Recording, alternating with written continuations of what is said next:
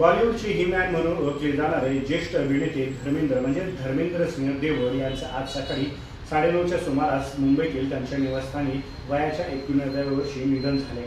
गेल्या काही दिवसांपासून त्यांची प्रकृती खराब असल्यानं ब्रीच कँडी रुग्णालयात दाखल झालेली होती। त्यानंतर नोव्हेंबर महिन्यातच त्यांची चिंताजनक झाली होती आणि कुटुंबियांनी देखील त्यांची काळजी घेत घरीच वैद्यकीय युनिट उभारलं होतं।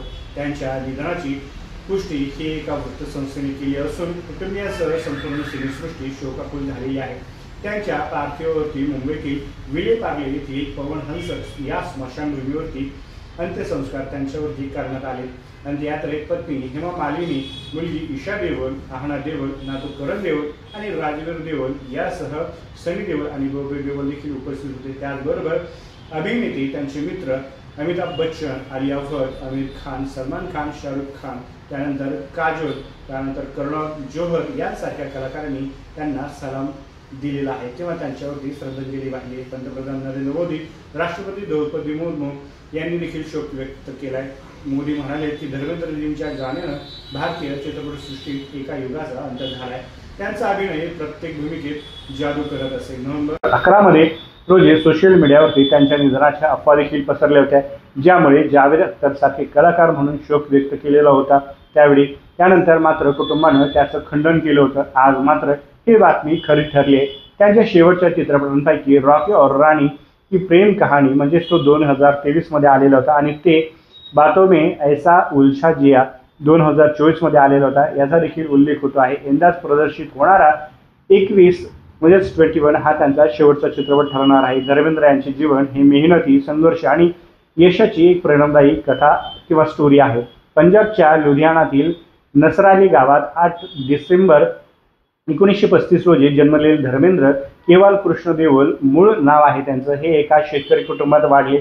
वडील कवाल कृष्ण आणि आई संतवत कौर बालपणीच त्यांना चित्रपटाचं वेड लागलेलं होतं। फिल्मफेअरच्या न्यू टॅलेंटेड अवॉर्ड स्पर्धेत देखील पहिल्या क्रमांकाची त्यांनी कमाई करून ते मुंबईला आले। मात्र पहिला चित्रपट रद्द झाला।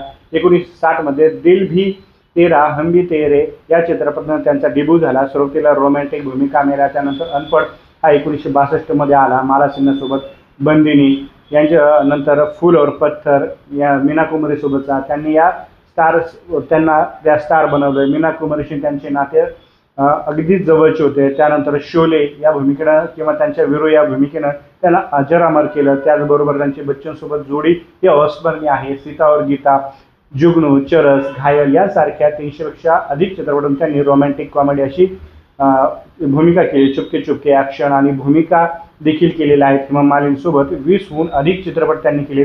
तुम हसीन मैं जवान, सीता और गीता यांनी केमिस्ट्री साधली। 1954 मध्ये प्रकाश कौरशी 2 मुलं झाली, देओल आणि बॉबी देओल 2 मुली आहेत। त्यानंतर 1980 मध्ये हेमा मालिनी यांच्याशी त्यांनी लग्न केलं इस्लाम पद्धतीने। नंतर मुली झाल्या ईशा आणि आहना। कुटुंबातील हे अभिनेते आहेत, त्यांना अनेक पुरस्कार देखील मिळाले आहेत, ज्यामध्ये Padma Bhushan, Filmfare life time achievement, नंतर सत्यकाम या सारख्या चित्रपटांत देखील त्यांनी एक सामाजिक कविता लिहिण्याचा त्यांना छंद होता। भूमिका केल्यात।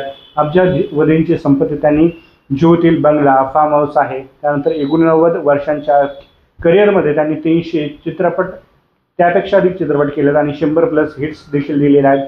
शोले हा चित्रपट त्यांचा कायमच अविस्मरणात राहील असाच हा त्यांचा चित्रपट आहे आणि त्यातील त्यांच्या अभिनयानं त्यांना अजरामर केलं आणि आज त्यांची खऱ्या अर्थानं भारतभरच नाही तर परकीय देशात देखील त्यांची ती ओळख बनली। एकूणच या धुरंधर चतुरस्र अशा अभिनेत्यानं आज ते आपल्याला सोडून गेलेले आहेत। त्यांना सदर एक्सप्रेसच्या आपल्या चॅनलच्या वतीनं देखील श्रद्धांजली।